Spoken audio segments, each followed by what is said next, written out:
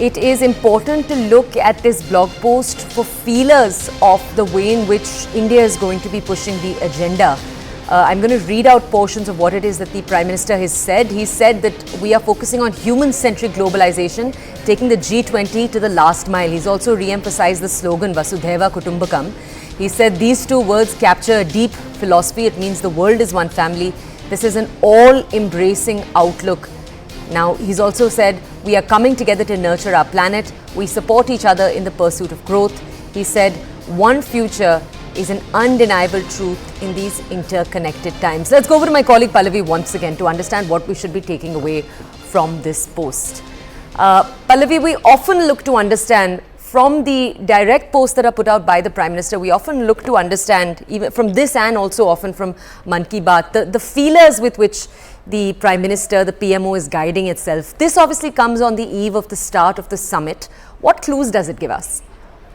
See, and this is something which the Prime Minister also referred to when he gave that interview to moneycontrol.com, which we put out yesterday, Toya. And this is something which he is reiterating consistently and making the point that the G20 presidency for India may be over, but it leaves behind a very powerful legacy and a lesson for the world. One family, one future, that's something which the Prime Minister has been talking about in the last 1 year. And Vasudhaiva Kutumbakam is the slogan as far as the G20 summit is concerned. It is on broad display. Now, when the economic or the social, cultural resolutions are going to be finalized by the 10th, when the summit ends, I think there's going to be one common thread in all of that, that the world can no longer look at itself in isolation. Every country is now going to be intellect. So what you do is something which is going to have a reflection on the world and the other countries as well.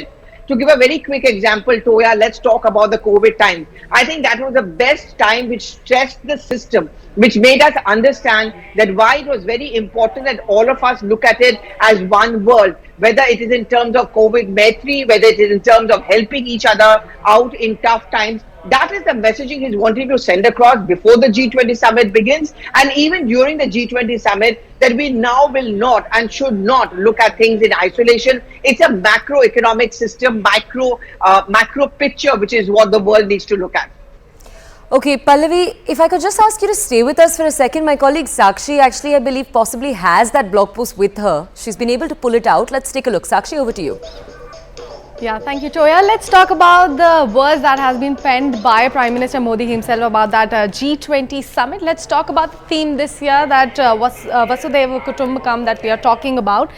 He penned down that these two words capture a deep philosophy. It means the world is one family. He has been pitching it time and again. Now, he continued that this is an all-embracing outlook that encourages us to progress as one universal family transcending borders, languages and ideologies. Now, he added that during India's G20 presidency, this has translated into a call for human-centric progress, as Toya was also telling you about.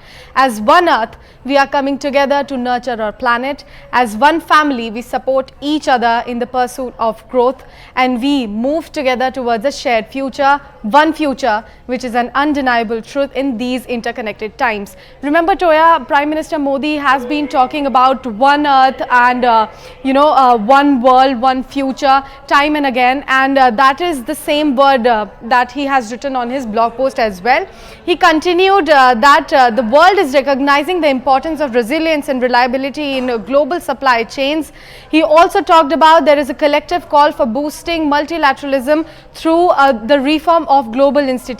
Remember, he is currently in Jakarta for less than a 24-hour trip there for the ASEAN and East Asia Summit as well. Now, he talked about our G20 presidency has played the role of catalyst in these shifts. In December 2022, where we took over the presidency from the Indonesia, I had written that a mindset shift must be catalyzed by the G20. This was especially needed in the context of mainstreaming the marginalized aspirations of developing countries, the global South and the Africa. Remember, we are talking about the inclusion of South African unit as well, and we saw US supporting the inclusion of the African Union to the G20 grouping as well. So that's the blog post coming in straight from Prime Minister Modi. He actually talked about the the Vasudhaiva Kutumbakam, the theme that we are going to talk about at this G20 summit. He talked about several other things like multilateralism as well, and recognizing the importance of resilience and reliability in the global supply chain. Back to you, Toya. Okay, Sakshi, thank you for highlighting that for us. So, we'd already spoken to my colleague Pallavi about the key takeaways from this blog post. I'm going to now ask Pallavi questions about what we know India is pushing forth as an agenda. Pallavi, we just told our audiences a few minutes ago that there are two things in particular that India is drawing attention to. One is cryptocurrency and the second is economic offenders. And I want to ask Pallavi if you could speak to us more about the second. India has essentially asked, it seems, for an infrastructure to be put in place so that mechanisms can deny entry and safe havens to fugitive economic offenders. Can you just tell our audiences, Pallavi, exactly what, when India says mechanisms should be placed, exactly what India is asking for from the G20? So what we pick up from top government sources and the multiple briefings of the last 1 year, if there's one problem which many countries face, is that of economic offenders. Let's take a quick example of, say, a Nirav Modi or a Lalit Modi. There is this feeling that these go abroad, they settle down, and there are multiple levels on which you want for the extradition or you want to take action against them or a money back.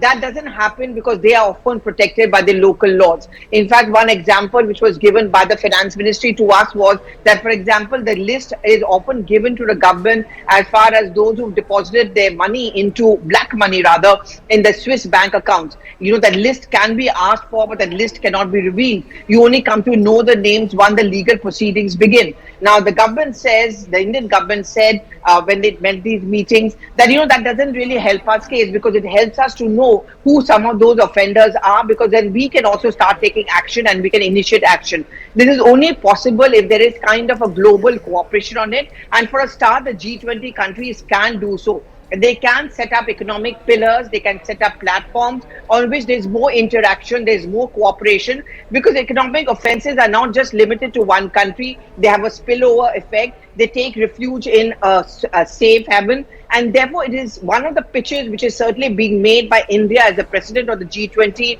that, you know, let's have a structure, a framework where we can ensure that while the legal rights of the one who's accused is protected, but at the same time, in terms of economic offenders, there's a larger cooperation among the countries to ensure that justice is done. Okay, Pallavi, can I just ask you to stay with us? I now want to go over to our colleague Payal, who's also with us right now.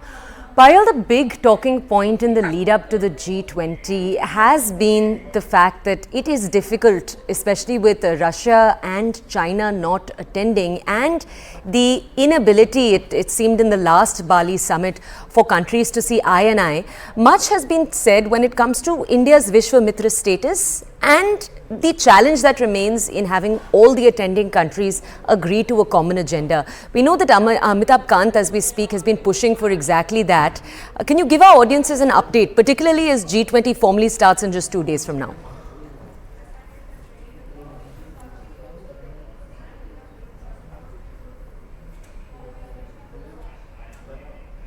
Payal, are you able to hear us?